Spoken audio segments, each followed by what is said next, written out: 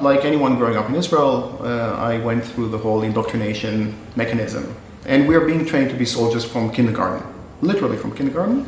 The moment I realized I managed to sort of overcome that indoctrination, then everything became very clear, because the situation is crystal clear. One of the main successes of Israeli propaganda is to convince the world that the situation is complicated.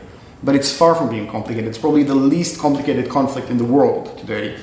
And it's all about basically those who have the power, those who oppress and subjugate and tread over the indigenous people of the land who have been oppressed and subjugated and expelled from their land. And this is what it's about. The situation here is not very different other than the way it is perceived in the world and among Israeli society themselves. They like to perceive themselves as being something else, as being, liberal and progressive and all of that.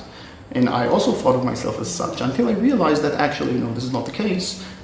The case is very clear, and I'm not on the right side of history. And that's when, the moment I managed to overcome this type of brainwashing, then the rest was very easy. The State of Israel is all about creating a place which is for one select group and only that. It's not only the fact that they wanted to take over, to usurp the land and the resources and all of that. It's also about this exclusive nature of the place, that this is ours and only ours. And even any Palestinian being born in Israel, even if they're Israeli citizens, is already regarded as some sort of a threat to the state. Mm-hmm. The need to segregate, the need to separate and not to interact with Palestinians is part of Israeli identity. So we have to understand that Israeli identity depends on denying Palestinian identity and denying either the existence of Palestinians altogether or at the very least denying their identity, their culture and so on.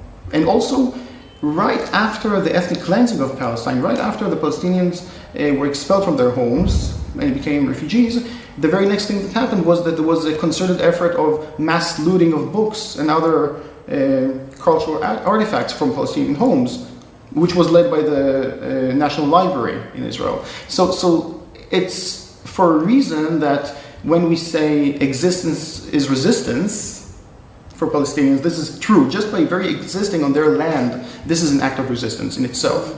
Even more so when they actually claim their rights, claim their identity, do cultural work, like produce Palestinian culture, that is an act of war.